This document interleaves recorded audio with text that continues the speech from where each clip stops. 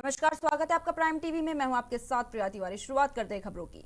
देश भर में कोरोना महामारी का प्रकोप लगातार बढ़ रहा है। कई लोग इसमें अपनी जानें भी गंवा रहे हैं, मगर धर्मनगरी हरिद्वार में मानवता को शर्मसार करने वाला एक मामला सामने आया है। मानवीय संवेदनाओं को तार तार कर एक एम्बुलेंस चालक ने कोविड शव को महज 3 किलोमीटर ले जाने के लिए 80,000 रुपए वसूलने की कोशिश की, लेकिन मौके पर एसडीएम के पहुंचने से इस वसूली का भांडा फूट गया। मानवता को शर्मसार करने वाले इस मामले में एसडीएम द्वारा तुरंत कार्रवाई करते हुए एम्बुलेंस को सील किया गया और साथ ही उनके द्वारा आदेश दिया गया कि इस मामले में तुरंत मुकदमा दर्ज किया जाए। वहीं एसडीएम ने साफ निर्देश दिए हैं कि अगर इस तरह की कोई भी मनमाना किराया वसूलता है तो उसके खिलाफ सख्त से सख्त कार्रवाई की जाएगी। तो जहां एक तरफ लगातार कोविड के मामले बढ़ते जा रहे हैं, तो वहीं दूसरी तरफ हरिद्वार में एम्बुलेंस चालक की एक बड़ी मानवता को शर्मसार करने वाली खबर सामने आई। आपको बता दें कि एम्बुलेंस चालक ने मनमानी रकम वसूलने के लिए कोविड पेशेंट को जाने के 80,000 रुपए की कोशिश की। आपको बता दें कि मौके पर एसडीएम के पहुंचने पर इस वसूली का भांडा फोड़ दिया है। मानवता को शर्मसार करने वाले इस मामले में एसडीएम के द्वारा तुरंत कार्रवाई करते हुए एम्बुलेंस को सील किया गया और साथ ही उनके द्वारा आदेश दिया गया कि इस मामले में तुरंत मुकदमा दर्ज किया जाए। वहीं एसडीएम ने साफ निर्देश दिए हैं कि अगर इस तरह की कोई भी मनमाना किराया वसूलता है तो उसके खिलाफ सख्त से सख्त कार्रवाई की जाएगी। ये चंडी घाट जो शमशान घाट है वहाँ का मामला है और घाट के निरीक्षण पे भी गए थे, तो वहाँ पे एक एम्बुलेंस वाला आया और जो वहाँ पे एक बॉडी लाई थी तो उससे वो 80,000 रुपये की डिमांड कर रहा था। जब मैंने वहाँ पे इंक्वायरी की तो उसका कहना ये है कि परसों रात को जो एम्बुलेंस है, एम्बुलेंस में वो डेड बॉडी डाली थी। लगभग 35 या 36 घंटे वो उस बॉडी को एम्बुलेंस में रखा था, क्योंकि उसमें फ्रीजर वाली जो एम्बुलेंस है वो थी। तो उसकी डिमांड के लिए, उस 35 घंटे की डिमांड के लिए उसने 80,000 की डिमांड वहाँ पे।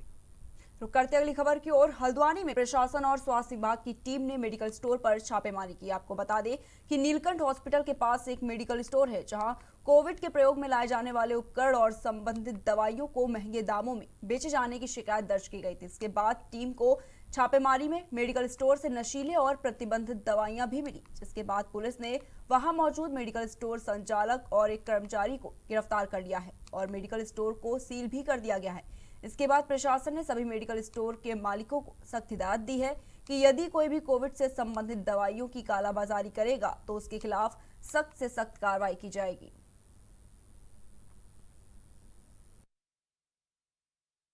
दिनों से कंप्लेंट्स आ रही थी कि जो हमारी एसेंशियल मेडिसिन है ये काफ़ी महंगे दामों पे बेची जा रही है तथा मरीजों को लूटा भी जा रहा है इसमें। तो इसी संबंध में आज हमने जब अपनी टीम लगाई थी, उसके साथ मजिस्ट्रेट्स भी लगे हुए थे, तो इसमें हमारे पास पकड़ी गई है फ्लूगार्ड 400, जो कि अपने ये कोविड में काफ़ी इलाज में काम आ रही है। इसको 3 या 4 गुना जो कीमत पे उस पर बेचा जा रहा था।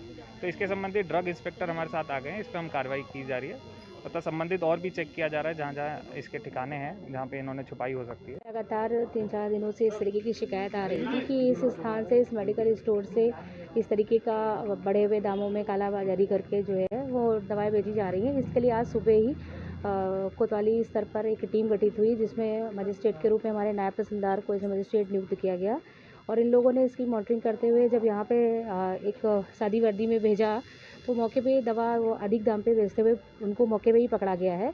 और इसके अलावा जो अंदर ये इनका एक कारखाना टाइप का बना हुआ है जो किसी दूसरे व्यक्ति का है, यहाँ से भी नशे की दवाएं मिली हैं। ये पुलिस विभाग की सतर्कता और हमारे विभाग की जो है आपसी सहयोग के द्वारा ये हमें पता चल गया था।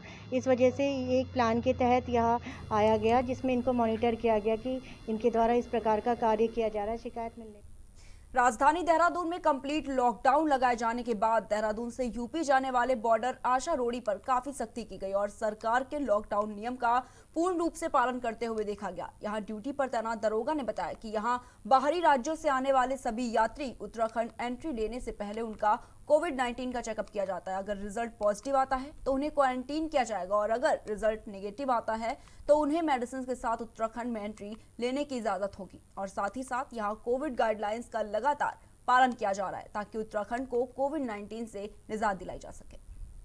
यहाँ पे आप कहाँ से आए? मैं रुड़की से आया हूँ। जी, तो पहले क्या कोविड टेस्ट हुआ आपका? कोविड टेस्ट हुआ है। मेरी रिपोर्ट नेगेटिव आ गई। आपकी रिपोर्ट नेगेटिव आई। Hand to hand report provide हो रही है आप लोग? हाँ, hand to hand approximately 10 to 15 minutes में। अच्छा, आप कहाँ से हैं? यही देर में लोकल, हम दोनों साथ में हैं। अच्छा। रुड़की गए थे मतलब। और कोविड टेस्ट के बाद क्या प्रोवाइड हो रहा है? पास प्रोवाइड हो रहा है? नहीं, मेडिसिन है, only pass free of cost provide हो रही है? चमोली में ट्यूशन पढ़ने के बाद पिंडर नदी में नहाने गए 2 छात्रों की डूबकर मौत हो गई। जब वो दोनों छात्र देर तक घर नहीं आए तो परिजनों ने उनकी खोजबीन शुरू कर दी। इसके बाद जब स्थानीय लोग पिंडर नदी के किनारे ढूंढने निकले तो दोनों छात्रों के कपड़े, चप्पल और किताबें नदी के किनारे मिले। इसकी सूचना तुरंत पुलिस और एसडीआरएफ की टीमों को दी गई। काफी खोजबीन के बाद एक छात्र का शव नदी में बरामद हुआ, लेकिन दूसरे छात्र का शव अभी भी लापता है। तो चमोली से हम आपको एक खबर बता रहे हैं जहां पर 2 छात्र की नदी में डूब जाने से मौत हो गई। आपको बता दें कि चमोली में ट्यूशन पढ़ने के बाद पिंडर नदी में नहाने गए 2 छात्रों की डूबकर मौत हो गई। वहीं जब दोनों छात्रों देर तक घर नहीं आए तो परिजनों ने उनकी खोजबीन शुरू कर दी। वहीं इसके बाद जब स्थानीय लोग पिंडर नदी के किनारे ढूंढने निकले तो दोनों छात्रों के कपड़े, चप्पल और किताबें नदी के किनारे मिले। वहीं इसकी सूचना तुरंत पुलिस और एसडीआरएफ की टीमों को दी गई। वहीं काफी खोजबीन के बाद एक छात्र का शव नदी में बरामद हुआ, लेकिन दूसरे छात्र का शव अभी भी लापता है। दिनांक 30 तारीख में जो पंक्ति में यहाँ पे 2 बच्चे नहाते हुए लगे थे, थाना अध्यक्ष थाली के महोदय के निर्देशन में उनके पर्यवेक्षण में हमारे एसडीआरएफ टीम के द्वारा और जल पुलिस के द्वारा, थाना पुलिस के द्वारा ये सर्च किया गया। एक बॉडी उसके अगले दिन ही रिकवर कर ली थी घटनास्थल से थोड़ा सा दूर पे, और एक बॉडी अब यहाँ से नारायणगढ़ झूला पुल के थोड़ा सामने दूसरी साइड, नदी की दूसरी साइड को, उस बॉडी को भी रिकवर कर लिया गया है। ये जो 29 तारीख को 2 लड़के बहने की सूचना पंथी के पास से मिली थी, उसमें एक बच्चा तो हमने 30 तारीख को ही बरामद कर लिया था नदी से, और एक की बॉडी आज 10:15 बजे करीब एसडीआरएफ, जल पुलिस और हमारी स्थानीय पुलिस और स्थानीय लोगों की सहायता से आज नाट बकरे के पास से मिली, जिसमें पंचायत कार्रवाई के बाद शव को पीएम के लिए। खबर ऋषिकेश से, जहां पर बढ़ते कोरोना संक्रमण और उसके रोकथाम के लिए केंद्र सरकार के आदेश पर आईडीपीएल स्थित हेलीपैड प्रांगण में 500 बेड के कोविड अस्पताल के निर्माण का कार्य शुरू किया गया है। वहीं डीआरडीओ को 25 दिन के भीतर हॉस्पिटल के निर्माण का जिम्मा सौंपा गया। नगर निगम महापौर अनीता ममगाई ने हॉस्पिटल का निरीक्षण किया। वहीं इस दौरान उन्होंने अस्पताल के निर्माण का जिम्मा संभाला। डीआरडीओ के सूबेदार मेजर सुभाष को हर संभव मदद का आश्वासन भी दिया गया। तो ऋषिकेश से आपको खबर बता रहे जहां हेलीपैड पर 500 बेड का कोविड सेंटर बनाने के आदेश दिया गया है। आपको बता दें कि जिस तरह से लगातार कोरोना के संक्रमण बढ़ता जा रहा है और उसके रोकथाम के लिए केंद्र सरकार के आदेश पर आईडीपीएल स्थित हेलीपैड प्रांगण में 500 बेड के कोविड अस्पताल के निर्माण का कार्य शुरू हो चुका है। वहीं डीआरडीओ को 25 दिन के अंदर हॉस्पिटल के निर्माण का जिम्मा सौंपा गया है। नगर निगम महापौर अनीता मामगाई ने हॉस्पिटल का निरीक्षण किया और इस दौरान उन्होंने अस्पताल के निर्माण का जिम्मा भी संभाला है। रुद्रप्रयाग में बढ़ते कोरोना संक्रमण को लेकर जिलाधिकारी ने जिले में नई गाइडलाइन जारी की है। साथ ही जिलाधिकारी ने सभी ग्राम प्रधानों की अध्यक्षता में निगरानी समितियों के गठन के निर्देश तत्काल लागू किए हैं। जिलाधिकारी ने कहा कि कोरोना को रोकने के लिए सबसे पहले मास्क और आपसी दूरी बहुत जरूरी है। ग्रामीण क्षेत्रों में इसका पालन नहीं हो रहा है, लेकिन अब समितियां सभी पर निगरानी रखेंगी।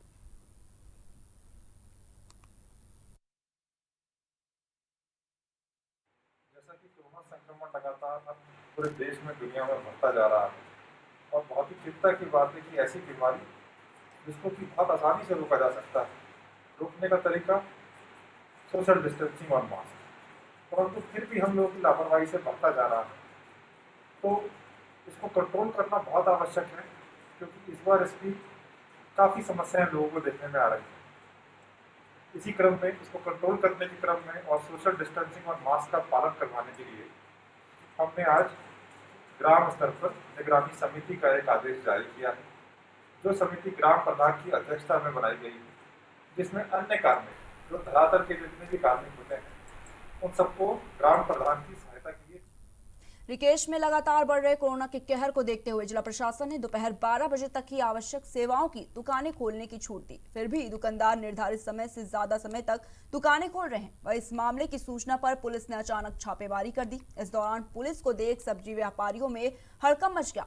पुलिस ने सब्जी व्यापारियों के खिलाफ चालानी कार्रवाई की। साथ ही दुकानदारों को समझाया कि सरकार की गाइडलाइन का पूरी तरीके से पालन करें और जो लोग कोरोना प्रोटोकॉल का पालन नहीं करेंगे उनके खिलाफ महामारी एक्ट में मुकदमा दर्ज किया जाएगा। तो ऋषिकेश से आपको खबर बता रहे हैं जहां पर पुलिस ने व्यापारियों के खिलाफ चालानी कार्रवाई की है। आपको बता दें कि दोपहर 12 बजे तक ही आवश्यक सेवाओं की दुकानें खोलने की छूट दी गई थी, फिर भी दुकानदार निर्धारित समय से ज्यादा समय तक दुकानें खोल रहे हैं। वहीं जब इस मामले की सूचना पर पुलिस ने अचानक छापेमारी की तो पुलिस को देख सब्जी व्यापारियों में हड़कंप मच गया और पुलिस ने सब्जी व्यापारियों के खिलाफ चालानी कार्रवाई की। साथ ही दुकानदारों को समझाया भी कि सरकार की गाइडलाइन का पूरी तरीके से पालन करें और जो लोग कोरोना प्रोटोकॉल का पालन नहीं करेंगे उनके खिलाफ महामारी एक्ट में मुकदमा दर्ज किया जाएगा।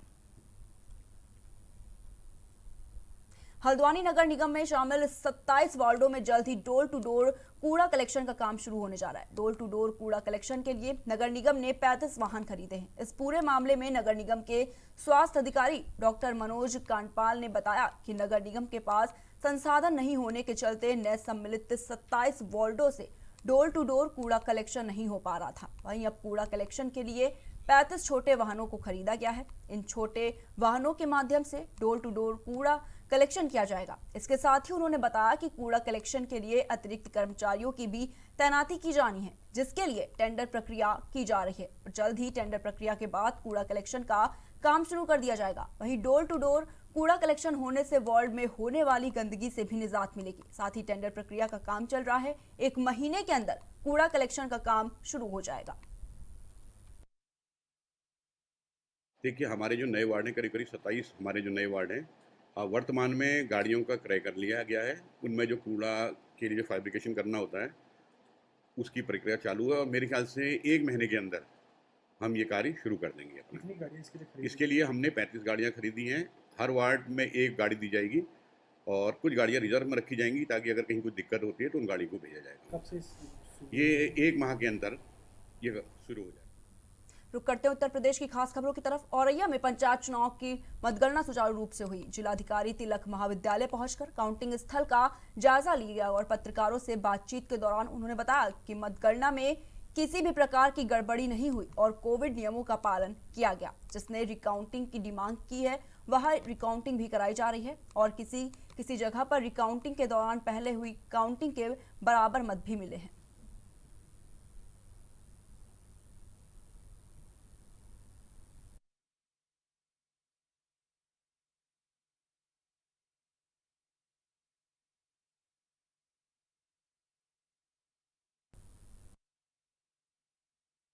आज करीब 7 सेंटर हमारे जो थे काउंटिंग सेंटर थे, सभी पे कोविड नियमों का, कोविड प्रोटोकॉलों का पालन करते हुए मतदान प्रक्रिया लगभग फाइनल स्टेज पे पहुंच चुकी है। किसी प्रकार की कोई गड़बड़ी की संभावना नहीं दिखाई दी है और जहां भी जिसने रिकाउंटिंग की डिमांड की है उसके हिसाब से रिकाउंटिंग भी करवा दिया गया है।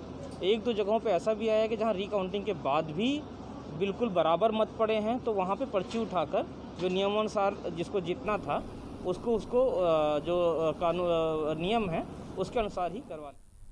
रामपुर से एक मामला सामने आया है जहां एक दुल्हन जयमाला छोड़कर मतगणना स्थल पर जीत का सर्टिफिकेट लेने पहुंची। आपको बता दें कि 31 वोटों से दुल्हन ने बीडीसी का चुनाव जीता है। चुनाव जीतने के बाद जब दुल्हन मतगणना स्थल पर पहुंची तब सबने उसका स्वागत किया। सर्टिफिकेट लेने के बाद ही दुल्हन ने अपनी शादी की सारी रस्में पूरी की। तो रामपुर से आपको एक खबर बता रहे जहां पर दुल्हन मतगणना स्थल पर पहुंची। आपको बता दें कि दुल्हन ने 31 वोटों से जीत हासिल की है। वही जीत का सर्टिफिकेट लेने वो मतगणना स्थल पर पहुंची। आपको बता दें कि 31 वोटों से दुल्हन ने बीडीसी का चुनाव जीता है और चुनाव जीतने के बाद जब दुल्हन मतगणना स्थल पर पहुंची तब सबने उसका जोरदार स्वागत किया।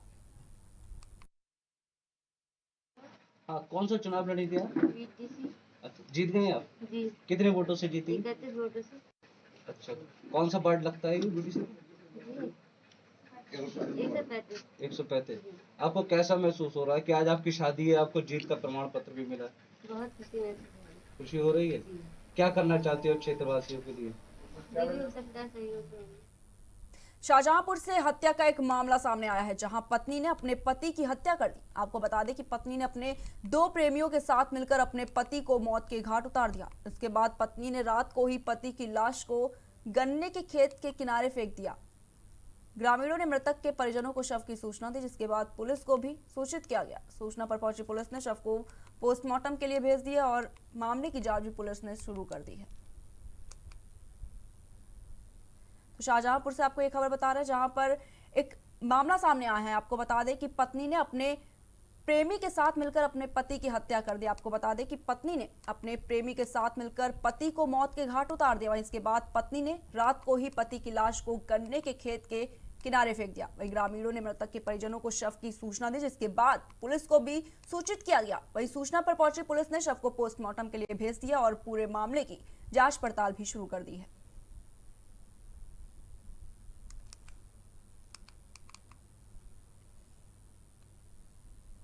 देश में कोरोना से बिगड़ते हालात को देखते हुए सुप्रीम कोर्ट ने लॉकडाउन लगाने की बात कही है। कोर्ट ने कहा है कि कोरोना वायरस के बढ़ते मामलों को ध्यान में रखते हुए केंद्र और राज्य सरकारें लॉकडाउन पर विचार कर सकती हैं। बता दें कि कई राज्यों ने कोरोना कर्फ्यू लगाया हुआ है, लेकिन इसके बावजूद संक्रमण की रफ्तार थमने का नाम नहीं ले रही है। तो आपको छोड़ जाते इसी रिपोर्ट के साथ आप देखिए सुप्रीम कोर्ट ने कोरोना स्थिति को लेकर क्या कुछ फैसले लिए हैं।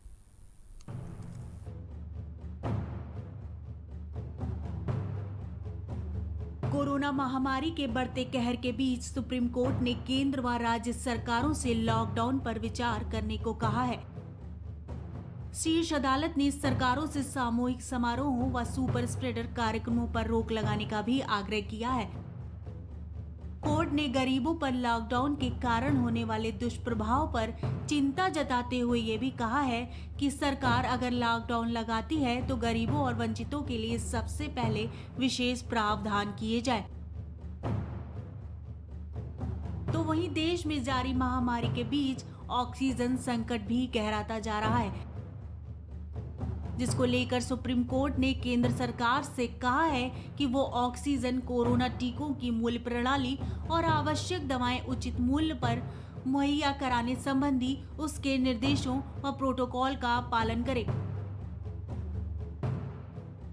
देश में इस बार पिछले साल से ज्यादा हालात खराब हैं। कोरोना की पहली लहर के वक्त पूरे देश में लॉकडाउन लगाया गया था, लेकिन अब जब स्थिति लगातार बिगड़ती जा रही है तो लॉकडाउन के बारे में कोई विचार नहीं कर रहा।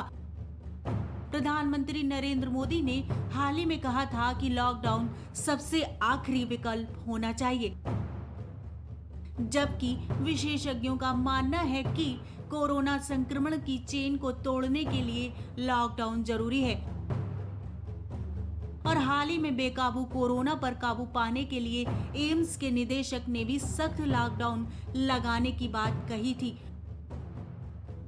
डॉक्टर गुलेरिया ने कहा था कि कोरोना वायरस की दूसरी लहर को हराने के लिए सख्त लॉकडाउन की जरूरत है, जैसा कि पिछले साल मार्च में लगाया गया था। उन्होंने कहा कि जहां भी संक्रमण 10% से अधिक है, वहां स्थानीय स्तर पर पिछले वर्ष की तरह लॉकडाउन लगाना चाहिए। वहीं दिल्ली के अस्पतालों में ऑक्सीजन की कमी को लेकर सुप्रीम कोर्ट ने अपने आदेश में कहा कि दिल्ली की ऑक्सीजन की आपूर्ति ठीक कर ली जाए। केंद्र सरकार ऑक्सीजन की सप्लाई की व्यवस्था राज्यों के विचार विमर्श से तैयार करे, साथ में इमरजेंसी के लिए ऑक्सीजन का स्टॉक और आपातकालीन ऑक्सीजन साझा करने की जगह डिसेंट्रलाइज करें। और साथ में सुप्रीम कोर्ट ने केंद्र और राज्यों को कहा कि वो अधिसूचना जारी करें कि सोशल मीडिया पर सूचना रोकने या किसी भी मंच पर मदद मांग रहे लोगों का उत्पीड़न करने पर दंडात्मक कार्रवाई की जाएगी।